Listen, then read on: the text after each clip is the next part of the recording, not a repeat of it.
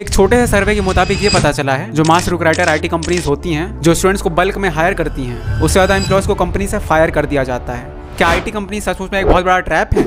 जिनको 3 से 4 साल हो गया है आईटी कंपनीज में जॉब करते हुए, बट आज के टाइम पर उनका अकाउंट बैलेंस मात्र 20,000 रुपये भी नहीं है। बड़ी बड़ी सिटीज़ में जो पीजी रूम्स के कॉस्ट हैं वो आपको चौंका देंगे। बाकी रोज़ की travelling, recharge, bills and payments को आप एडअप करोगे तो शायद ही उसकी इन हैंड सैलरी में कुछ 3 से 4,000 रुपये बचते हों। उनको घर से भी फाइनेंशियल हेल्प लेनी पड़ जाती है क्योंकि उनकी जो इनिशियल सैलरी का अमाउंट है वो सफिशिएंट नहीं हो पाता है वहाँ पे सर्वाइव करने के लिए।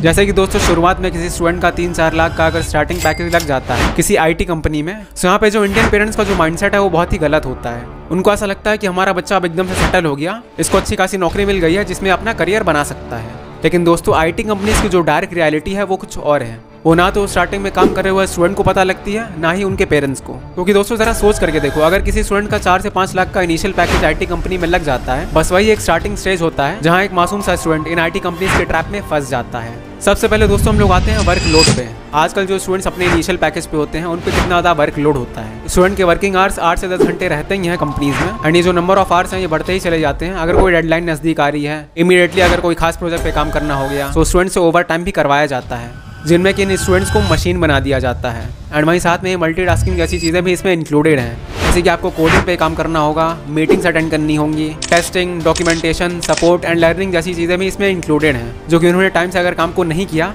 तो उनकी कंपनी में फायर होने की चांसेस ज़्यादा रहती हैं। सो दोस्तों ये तो बात हो गई वर्कलोड की कि आजकल एक स्टूडेंट जो अपने इनिशियल पैकेज पे काम कर रहा है उस पर काम का कितना ज़्यादा प्रेशर होता है।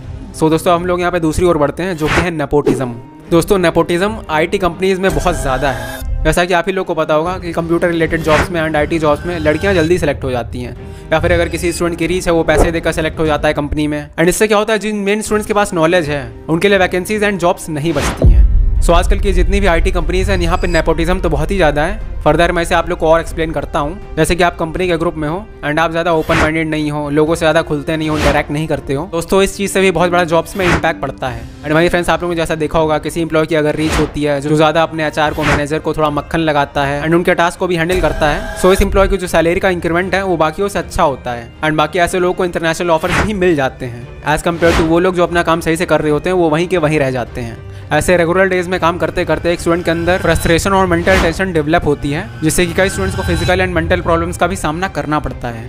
दोस्तों मैं मेहनत करने के खिलाफ नहीं हूँ, आईटी कंपनी की सारी जॉब्स खराब नहीं होती हैं। अगर किसी स्टूडेंट्स की नौकरी लग गई है किसी कंपनी में तो अच्छी बात है, लेकिन गाइस एक स्टूडेंट जब अपने इनिशियल पैकेज पे काम करता है, बड़ी बड़ी बिल्डिंग्स देखता है, अपना ऑफिस वगैरह सब कुछ अच्छे से एक्सप्लोर करता है, सो इधर उधर बटरिंग करने में बहुत ज़्यादा टाइम वेस्ट होता है, कॉफ़ी पीने में, कैंटीन में, इन समय बहुत ज़्यादा टाइम वेस्ट हो जाता है। लेकिन वो सालों से अपने इनिशियल पैकेज पे रहे एंड फर्दर के लिए वो अपनी स्किल्स को इंप्रूव ना करे, अपना एक्सपीरियंस ना बढ़ाए, सो ऐसी आईटी जॉब का कोई फायदा नहीं है। सो मतलब स्टार्टिंग में स्टूडेंट समझते नहीं है, सो इन सब चीज़ों को मेरे पॉइंट ऑफ व्यू से अवॉइड करना चाहिए एंड सीरियस होना चाहिए।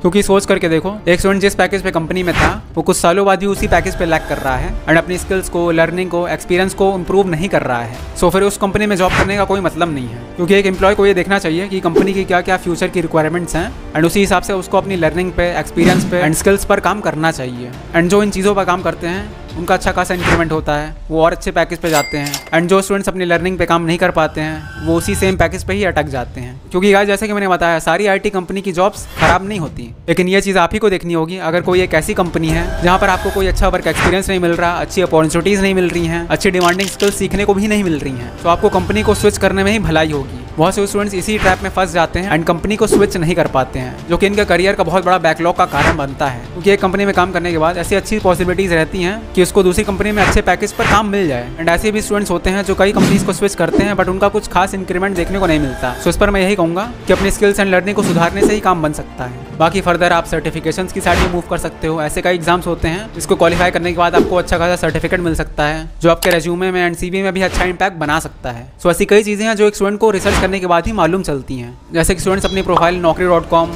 लिंक्डइन पे तो बनाते हैं, बाकी कुछ ऐसी अलग वेबसाइट्स भी हैं जैसे कि फाउंडेड, शाइन, टाइम जॉब्स, कटशूट, जहाँ पर अच्छे अच्छे पैकेजेस की जॉब लिस्ट की जाती हैं और उनके बारे में किसी को पता भी नहीं होता। क्योंकि गाइस जो चीज़ें मैं बता रहा हूँ, अगर स्टूडेंट्स उन पर काम नहीं करते हैं सो 3-4 साल बाद भी उसी सेम ही पैकेज पे लैक करते हैं। मतलब उनका पैकेज में कुछ खास इंक्रीमेंट भी नहीं होता है, कंपनी से अच्छा एक्सपीरियंस भी नहीं मिल पाता, कुछ अच्छी स्किल्स भी नहीं सीख पाते। यहाँ पे एक टाइप से स्टूडेंट का टाइम बहुत ज़्यादा वेस्ट हो जाता है। नाउ फर्दर फ्रेंड्स, मैं आप लोग को आईटी जॉब्स की नेक्स्ट रियलिटी बताता हूँ, जो कि है एक्सपेंडिट्यूर। जैसे कि फ्रेंड्स आप लोगों ने भी देखा होगा, ये जो आईटी कंपनीज के हब्स हैं वो मेनली बड़ी बड़ी सिटीज़ में ही बनाए जाते हैं, जैसे कि नोएडा, बेंगलोर, पुणे, जहाँ पर रेंट्स, बिल्स एंड खर्चे तो आसमान छूते हैं। और ये जो IT कंपनीज हैं वो हॉस्टल, मेस एंड रूम्स की कोई भी फैसिलिटीज स्टूडेंट्स को प्रोवाइड नहीं करती है। तो मजबूरन इन स्टूडेंट्स को PG रूम्स की साइड मूव करना होता है, जहाँ पर अच्छे खाने की, वाईफाई की एंड सही इलेक्ट्रिसिटी कनेक्शन की फैसिलिटीज़ हों। लेकिन गाइस इन बड़ी बड़ी सिटीज़ में जो PG रूम्स के कॉस्ट हैं वो आपको चौंका देंगे। इन PG रूम्स की स्टार्टिंग 10 से 15 हज़ार से होती है, जो कि एक नया स्टूडेंट जो अपने इनिशियल पैकेज पे IT कंपनी में काम कर रहा है उसके लिए ये अमाउंट बहुत ज़्यादा है। ज़रा सोच करके देखिए, एक स्टूडेंट जिसकी मंथली सैलरी 25 से 30 हज़ार रुपये महीना होती है वो अपनी सैलरी का एक बड़ा अमाउंट इसी में खर्च कर देता है। बाकी रोज़ की travelling, recharge, bills and payments को आप एडअप करोगे तो शायद ही उसकी इन हैंड सैलरी में कुछ 3 से 4 हज़ार रुपये बचते हों। क्योंकि गाइस अब एक स्टूडेंट जो स्टार्टिंग पैकेज पे अपने काम कर रहा है वो एटलीस्ट कुछ नहीं करेगा तो संडे को जाकर के अच्छी सी पिक्चर देख लेगा, या किसी अच्छे रेस्टोरेंट में खाना खा लेगा, या फिर वीकेंड्स पे ट्रिप वगैरह प्लान कर लेगा। उनके फिलहाल अभी के टाइम पे तो यही हालात हैं। क्योंकि गाइस ये चीज़ मैं अपने खुद के एक्सपीरियंस से बता रहा हूँ, जो मेरे खुद के फ्रेंड्स हैं IT जॉब से परेशान हो चुके हैं। सो दोस्तों ऐसा देखने में लगता है कि लाखों का पैकेज है एक अच्छी मल्टीनेशनल कंपनी में, बट गाइस रियलिटी है कि स्टूडेंट्स पर वर्कलोड बहुत ज़्यादा होता है एंड ये स्टूडेंट्स मेंटल टेंशन से भी गुजर रहे होते हैं। एंड गाइस ऐसा भी देखने को मिलता है जो स्टूडेंट अपने इनिशियल पैकेज पे काम कर रहे होते हैं उनको घर से ही फाइनेंशियल हेल्प लेनी पड़ जाती है, क्योंकि उनकी जो इनिशियल सैलरी का अमाउंट है वो सफिशिएंट नहीं हो पाता है वहाँ पे सर्वाइव करने के लिए। सो गाइस ये कुछ सच्ची चीज़ें हैं जिनके बारे में कोई बात नहीं करता है। हर एक स्टूडेंट जो छोटे पैकेज पे काम कर रहा है इन IT कंपनीज में उस पर क्या ही गुजरती होगी।